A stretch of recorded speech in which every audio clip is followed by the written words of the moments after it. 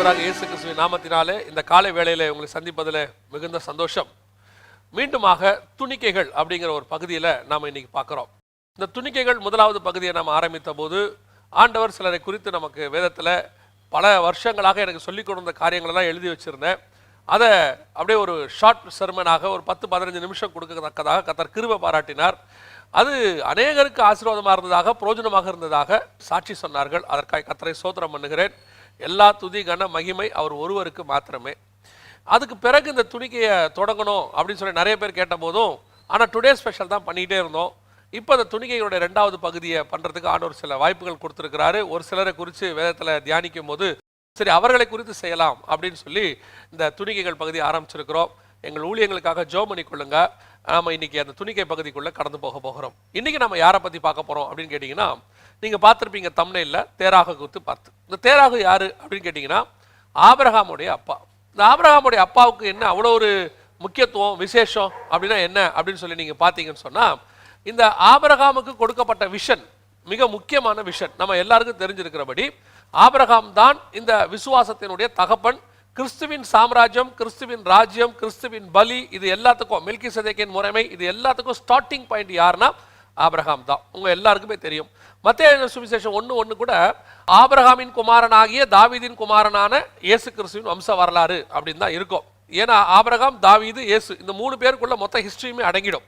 அப்போ அப்படிப்பட்ட முக்கியத்துவம் வாய்ந்த ஆபிரகாம். ஆனால் இந்த ஆபிரகாமுக்கு தகப்பனான தேராக பற்றி ரொம்ப இம்பார்ட்டண்ட்டான ஒரு விஷயம் இருக்குது.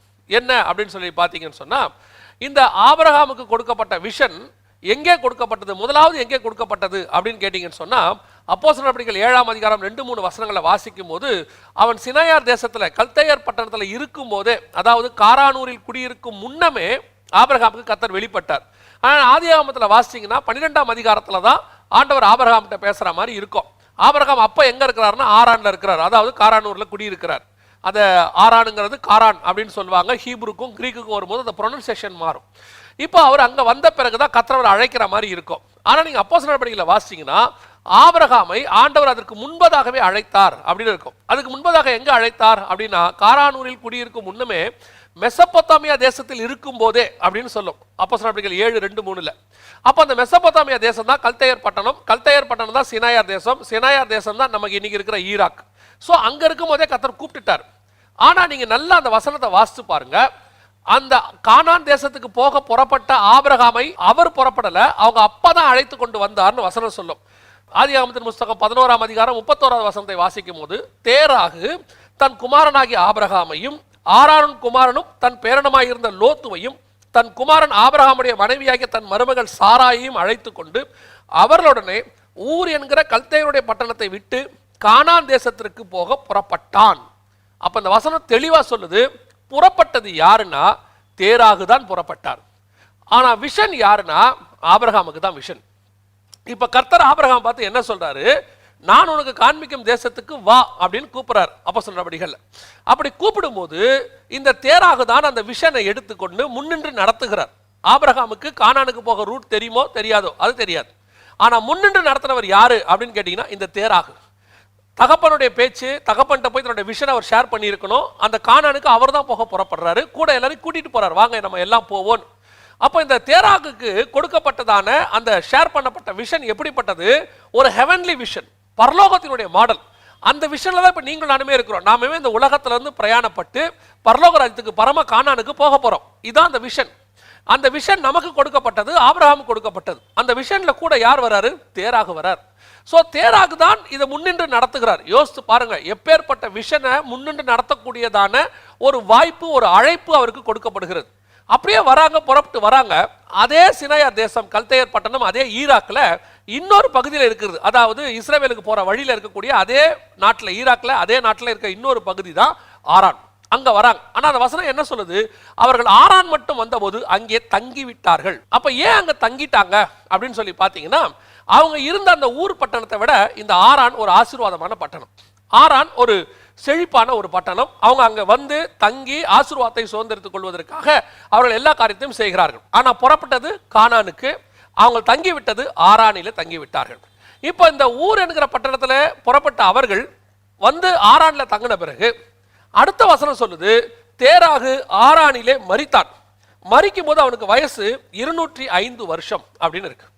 இப்போ அதுக்கு பிறகு ஆபிரகாம் கிட்ட கர்த்தர் பேசினார் அப்படின்னு சொல்லி வசனம் ஆரம்பிக்குது. இதை பார்க்கும்போது நமக்கு எப்படி இருக்குன்னு கேட்டிங்கன்னா, அவங்க வந்தாங்க, ஆரான்ல தங்கிட்டாங்க, பிரயாணம் அங்கே கொஞ்சம் இடைப்பட்டுருச்சு அல்லது அங்கே கொஞ்சம் கட்டாயிருச்சு, திருப்பி அங்கேருந்து தேராகு மறிச்சிட்டாரு. அதற்கு பிறகு ஆபிரகாம் புறப்பட்டு போறார். பார்க்கறதுக்கு அப்படி தான் இருக்கு, ஆக்சுவலாக அப்படி இல்லைங்க. ஆக்சுவலாக என்னன்னு கேட்டிங்கன்னா, தேராகுக்கு ஆபிரகாம் பிறக்கும் போது வயசு என்னன்னு பார்த்தீங்கன்னா 11ஆம் அதிகாரம் 26வது வசனத்தில் வாசிக்கும் போது, தேராகு 70 வயதான போது ஆபிரகாம் நாகோர் ஆரான் என்பவர்களை பெற்றான் அப்படின்னு இருக்கு. அப்போ தேராகுக்கு 70 வயசு ஆகும் போது ஆபிரகாம் பிறக்கிறார். இப்போ தேராகு மரிக்கும் போது 205 வயசு. இப்போ ஆபிரகாம் எங்க வராரு? ஆரானுக்கு எல்லாருமே ஒன்னா தான் வராங்க. அங்க தேராகு மரிச்ச பிறகு ஆபிரகாம் கிளம்பினாரா அப்படின்னு கேட்டா அப்படி அல்ல. என்ன நடந்துச்சு அப்படியே கீழே வாசிச்சு பாருங்க. 12ஆம் அதிகாரம் 4, 5, 6 வசனங்களை நீங்க வாசிச்சு பார்த்தீங்கன்னா, ஆபிரகாம் தன் மனைவியாகிய சாராயும் தன் சகோதரனுடைய குமாரனாகிய லோத்துவையும் கூப்பிட்டு கொண்டு கானான் தேசத்துக்கு போக புறப்பட்டான் அப்படின்னு இருக்கு. அப்படி புறப்படும் போது 4வது வசனம், அவன் 75 வயது உள்ளவனாக இருந்தான் அப்படின்னு இருக்கு. 4வது வசனத்துல அவன் 75 வயது உள்ளவனாக இருந்தான் அப்படின்னு இருக்கு. அப்படின்னா 75 வயசுனா தேராகுக்கு 145 வருஷம். ஏன்னா 70 வயசுல ஆபிரகாம் பிறக்கிறாரு, 145வது வயசுல, அதாவது ஆபிரகாமுடைய 75வது வயசுல ஆபிரகாம் ஆரானை விட்டு புறப்படுறாரு. அப்போ இவங்க வந்து ஆரான்ல இருந்து ஆபிரகாம் புறப்படும் போது தேராகுடைய வயசு 145. ஆனா தேராகு சாவும் போது வயசு 205. அப்படின்னா என்ன அர்த்தம்? புறப்பட்டு வரும்போது வந்தாங்க, எல்லாருமே ஒன்னாதான் வந்தாங்க. கானான் தேசம் தான் அவங்களுடைய விஷன், கர்த்தர் கொடுத்தது. அதை ஏற்றுக்கொண்டு கானான் தேசத்துக்கு அந்த ஆபிரகாமையே வழிநடத்தக்கூடிய பொறுப்பு தேராகுக்கு கொடுக்கப்படுகிறது. அவர் நடத்தி கொண்டு வருகிறார். வந்த பிறகு வழியிலே ஆரானை பார்த்தவுடன் அவர் அங்கே தங்கி விடுகிறார். தங்கினது மாத்திரமல்ல, வீட்டையும் கட்டிடுறார். ஏன்னா அதுக்கப்புறம் ஆண்டவர் ஆபிரகாம்கிட்ட பேசும்போது உன் தகப்பன் வீட்டையும் இருக்கு, வீட்டையும் கட்டிடுறார். என்ன விஷயம்? அதுக்கு பிறகு ஆண்டவர் பார்க்கிறார் ஆபிரகாம்கிட்ட, நீ புறப்படு அப்படிங்கிறாரு. ஆபிரகாம் புறப்பட்டு போறாரு. புறப்பட்டு போகும்போது தேராகுக்கு 145 வயசு. அப்படின்னா என்ன அர்த்தம்? அந்த விஷனை விட்டு தேராகு விலகிட்டாரு. அதற்கு பிறகு 60 வருஷம் அவர் அதே ஆரான்ல தான் குடியிருக்கிறார். அவருக்கு கொடுக்கப்பட்ட விஷன் என்ன? கானான். வழியில வந்தது என்ன? ஆரான். இந்த ஆரானை பார்த்தவுடன் அவருக்கு கானான் விஷன் மறந்து போய் விட்டது. அவர் இந்த ஆரானுடைய செழிப்பில அங்கேயே தங்கி வீடு வாசல்லாம் கட்டி நல்லா மாறி அப்படியே அவர் அங்க தங்க முடிவெடுத்த பிறகு தன் மகனுக்கு 2வது அழைப்பு வருது கானானுக்கு போக. ஆனா இந்த அழைப்புல அவர் பங்கு பெறவில்லை. தன் மகனை அனுப்பிவிட்டார், அவரோ அங்கேயே தங்கி விட்டார். அவருடைய அர்த்தம் என்ன? இதே தேராகு மாதிரி தான் இன்னைக்கு நீங்களும் நானும் இருக்கிறோம். நம்மளை ஆண்டவர் இந்த உலகத்துல வேறு பிரிச்சது எதற்காக? இந்த உலகத்துல வேறு பிரிச்சு இந்த உலகத்துல உங்களை ஐஸ்வர்யனா மாத்துறதுக்காகவா? இல்ல இந்த உலகத்துல உங்க மிகப்பெரிய இன்ஜினியர் டாக்டர் ஆக்கிறதுக்காகவா? இல்ல இந்த உலகத்திலேயே மிகப்பெரியதான அறிவாளி ஆக்கிறதுக்காகவா? இந்த உலகத்தில இதை விட மிகப்பெரிய அறிவாளிகள்லாம் வாழ்ந்து முடிச்சுட்டாங்க. இந்த உலகத்துல மிகப்பெரிய பணக்காரர் கோடீஸ்வரர்லாம் வாழ்ந்து முடிச்சுட்டாங்க. உலகத்தையே 70% ஆளுகை செய்த அலெக்சாண்டர் எல்லாம் மண்ணோடு மண்ணா போயிட்டார். நான் கட்டிய மகாபாபிலோன்னு சொன்ன நேபுகாத் நேச்சார் இல்லாம போயிட்டார். இன்னைக்கு நினிவே எங்கே? இன்னைக்கு தீரு எங்கே? எல்லாம் காணாமல் போயிருச்சு. அப்படின்னா கர்த்தர் உங்களை என்னையும் அழைச்சது எதுக்காக? ஆண்டவர் அழைச்சது கானானுக்கு போவதற்கு, பரம கானானுக்கு போவதற்கு. இன்னைக்கு நாம பிரயாணத்தை அப்படியே கொஞ்சம் டீவியேட் பண்ணி ஆரானுக்கிட்ட வந்துட்டோம். இந்த உலகம் எனக்கு பாத்திரம் அல்லன்னு சொன்னது போய் இந்த உலகத்தில் உங்களை ஆசீர்வாதமாக வைப்பார் அப்படிங்கிறதுக்கு பின்னாடி நம்ம போயிட்டோம். அதுதான் இன்னைக்கு ஆரான்ல தங்குற தேராகு கூட்டம். இன்னைக்கு தேராகை போல தான் நம்ம இருக்கிறோம். விஷனை ஏற்றுக்கொண்டு புறப்பட்டது உண்மை, கர்த்தர் சொன்ன அழைப்புக்கு கீழ்ப்படிஞ்சது உண்மை. எந்த இடத்துல டைவர்ட் ஆனோன்னு மட்டும் பாருங்க, எந்த இடத்துல பிசாசு உங்களை திருப்பிட்டான்னு பாருங்க. இந்த உலகத்தின் ஆஸ்தி மேன்மை இதெல்லாம் இந்த உலகத்துல வாழ்ற வரைக்கும் அது நமக்கு தேவை. இந்த உலகத்துல வாழ்ற வரைக்கும் ட்ரெஸ் தேவை. ஆனா ட்ரெஸ் தான் வாழ்க்கை இல்லை. இந்த உலகத்துல வாழ்ற வரைக்கும் சாப்பாடு தேவை. ஆனா சாப்பாடு தான் வாழ்க்கை இல்லை. பெருந்திண்டி அவர்கள் தேவன் வயிறு அப்படின்னு இருக்கு. சாப்பாட்டுக்காகவே நீ வாழ்றனா உன் வாழ்க்கை தப்பு. சாப்பிட்றது தப்பு இல்லை, அதான் ரொம்ப முக்கியம். நான் சொல்றது நீங்க புரிஞ்சுப்பீங்கன்னு நினைக்கிறேன். இந்த உலகத்தில் நமக்கு பொருள் தேவை, பொருள் ஆசை தான் தப்பு. எது இந்த உலகத்துல நமக்கு வாழ்றதுக்கு தேவையோ அதை கர்த்தர் கொடுக்கிறார். ஆனா உங்க வாழ்க்கை அதை பேஸ் பண்ணி இருக்க கூடாது. நம்முடைய வாழ்க்கை பரலோகத்தை பேஸ் பண்ணி இருக்கணும். என் சிந்தனை, என் செயல், என்னுடைய எதிர்பார்ப்பு, என்னுடைய வாஞ்சை எல்லாமே தேவனை நோக்கி தான் இருக்கணும், பரலோகத்தை நோக்கி தான் இருக்கணுமே ஒழிய இந்த உலகத்தை நோக்கி இருக்கக்கூடாது.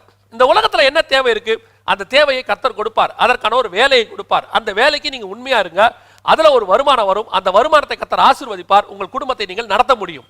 ஆனால் வேலையே வாழ்க்கை அல்ல. எதற்காக எனக்கு இந்த வேலை கொடுக்கப்பட்டது, எதற்காக இந்த குடும்பம் கொடுக்கப்பட்டது? நானும் என் குடும்பமும் அந்த பரலோகத்துக்கு போவதற்காக.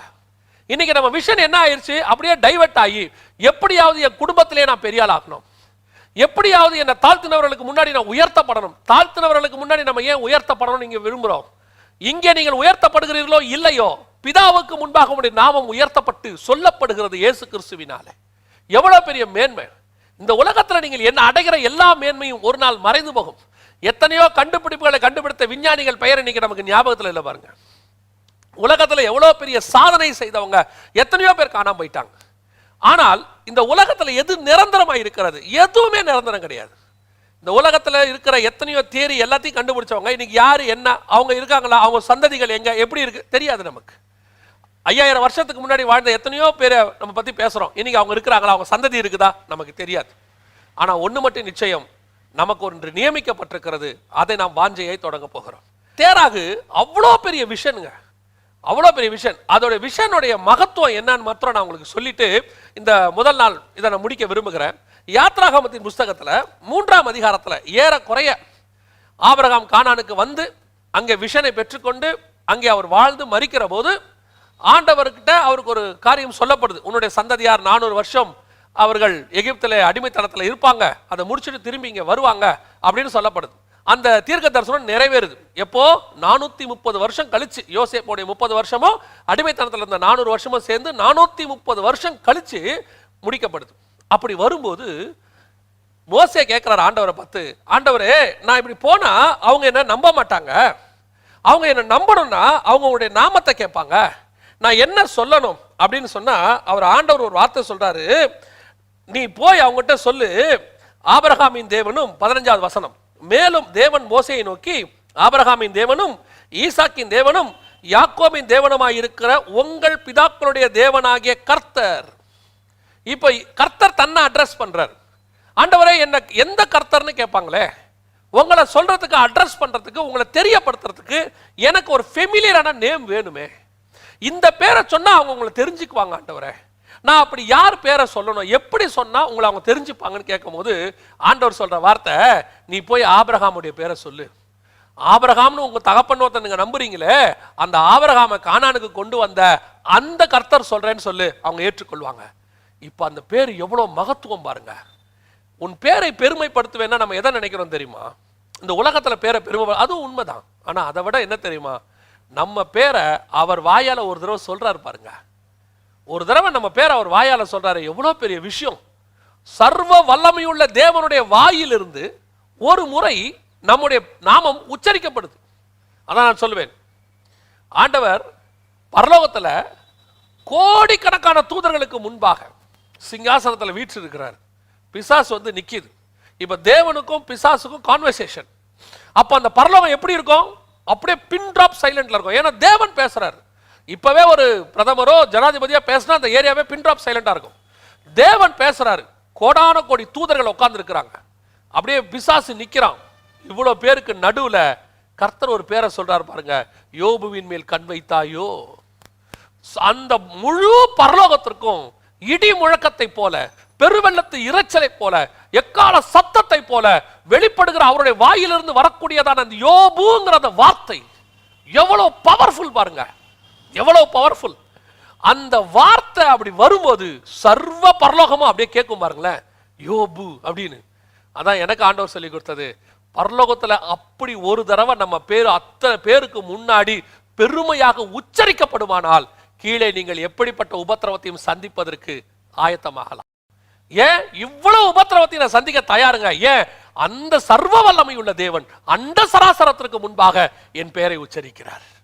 அப்ப அவர் வாயில அந்த பேர் வருது பாருங்களேன். இங்க என்ன தெரியுமா, யாத்ராகமத்துல அந்த 430 வருஷம் கழிச்சு கர்த்தர் சொல்லும் போது எங்கிருந்து அந்த ஜீனியாலஜியை ஸ்டார்ட் பண்றாருன்னா, ஆபிரகாமின் தேவனும் ஈசாக்கின் தேவனும் யாக்கோபின் தேவனும். ஒருவேளை இந்த விஷனை ஏற்றுக்கொண்டு தேராகு அந்த ஆரானை வெறுத்து தன் மகனோடு கூட புறப்பட்டு, ஆபிரகாமே நான் உன்னோடு கூடவே வருகிறேன், உன்னை அழைத்த தேவன் உண்மை உள்ளவர்னு சொல்லி நகோமியோடு கூட ரூத்து வந்தா மாதிரி ஒருவேளை இந்த தேராகு வந்திருப்பாரானால் ஆண்டவர் எப்படி சொல்லியிருப்பா தெரியுமா, தேராகின் குமாரனாகிய ஆபிரகாமின் தேவனும் அப்படின்னு ஒரு வார்த்தை சேர்த்து சொல்றதுக்கு எவ்வளவு நேரம் ஆகும்? ஏன்னா பைபிள் ஃபுல்லா பாருங்க, ஆரோனின் குமாரனாக எலியேசர். அவர் சொல்லும் போதே அப்படிதான் சொல்லுவாரு, சேர்த்து தான் சொல்லுவாரு. கோத்திர தலைவனுடைய பேரை சேர்த்து சொல்லுவாரு. ஒருவேளை தேராகு அந்த உலகத்தை வெறுத்து அந்த இடத்துக்கு அவன் வந்திருப்பானால் அவருடைய பேர் சர்வ வல்லமையுடைய வாயில 430 வருஷம் கழிச்சு தன்னை காட்டிக்கிறதுக்கு அட்ரஸ் பண்றதுக்கு அதை யூஸ் பண்ணியிருப்பார். அந்த பேர் அவன் பேர் இராமல் போய்விட்டது. யாத்ராகமத்தில் அதுக்கப்புறம் தேராகுங்கிற பேர் எங்கேயுமே இருக்காது. அவனுடைய பேர் அந்த புஸ்தகத்தில் இல்லாமல் போய்விட்டது. இதுதான் உங்களுக்கும் எனக்கும் ஆண்டவர் அழைத்த அந்த அழைப்பில் கடைசி வரைக்கும் ஓடணும். இடையில வரக்கூடிய ஆறான்கள் வரும், இடையில ஆசீர்வாதங்கள் வரும். இந்த பூமியில உங்களை நிக்க வைக்கத்தக்கதான பேர், புகழ்ச்சி, பட்டம், பதவி எல்லாத்தையும் கொண்டு வந்து பிசாசு போடுவான். ஏன்னா அவன் சொல்றான், எல்லாவற்றையும் நான் உனக்கு தரேன். இந்த பூமியில இருக்கிற எல்லாம் நம்ம மட்டும் ஒண்ணு மட்டும் மைண்ட்ல வச்சுக்கணும், என்னுடைய ஓட்டம் கானானை நோக்கி, என்னுடைய ஓட்டம் பரலோகத்தை நோக்கி. இடையில் இருக்கிற எதுவும் என்னை அசைக்காது. ஆண்டவர் எதை எனக்கு கொடுத்தாலும் அதை அவருடைய நாம மகிமைக்கு என்று பயன்படுத்திட்டு அதை தூக்கி போட்டுட்டு என்னுடைய ஓட்டம் பரலோகத்தை நோக்கி மட்டும் இருக்கும். நான் அதனால தான் பவுல் சொல்றாரு, எனக்கு ஒன்று நியமிக்கப்பட்டிருக்கிறது, அதை நோக்கி நான் வாஞ்சையாய் தொடர்கிறேன். நம்முடைய ஓட்டம் அதை நோக்கி தான் இருக்கணும். அப்படி இருக்கும்போது தான் நம்முடைய பேர் ஜீவ புஸ்தகத்துல வரும். 2000 வருஷம் கழிச்சு பரலோகத்துல நீங்களும் நானும் போய் நிற்கும் போது, வருகையில போய் நிற்கும் போது, எல்லா தூதர்களுக்கு முன்பாக உங்களுடைய நாமத்தை, நம்முடைய பேரை ஆண்டவர் சொல்லுவார். ஒரு புது பேரை நமக்கு வைப்பார். அத்தனை பேரும் பார்க்கும்போது ஒரு கிரீடத்தை தலையில வச்சு நமக்கு ஒரு ஆசீர்வாதமான நாமத்தை சொல்லுவார். எவ்வளவு பெரிய ஆசீர்வாதம்! அந்த ஆசீர்வாதத்தை பெற்றுக்கொள்வதற்கு இங்க இருக்கிற ஆரான்கள் என்ன, நினிவேக்கள் என்ன, பாபிலோன்கள் என்ன, அமெரிக்கா என்ன, ஐரோப்பாக்கள் என்ன, அதுல கிடைக்கக்கூடிய மேன்மைகள் என்ன, எல்லாவற்றையும் நஷ்டமும் குப்பையும் என்று விட்டுவிட்டு விசுவாசத்தை துவக்கினவரும் முடிக்கிறவருக்கு பின்னாடி நாம் ஓடிக்கொண்டே இருப்போமானால் அந்த மகா மேன்மையான ஜீவ புஸ்தகத்துல நம்முடைய பேரை எழுதுவதற்கு அவர் வல்லமையுள்ளவராக இருக்கிறார். ஆரானி மேல் ஆசை வைத்து தேராகு கானானை இழந்தான். இந்த உலகத்தின் மேல் ஆசை வைத்து பரலோகத்தை இழந்துடக்கூடாது. தேராகு நமக்கு ஒரு பாடம். அதுக்கு தான் ஆண்டவரோட வச்சிருக்கிறார். கர்த்தருக்கு சித்தமானால் இன்னொரு துணிக்கின் வழியாக உங்களை சந்திக்கிறேன். God bless you.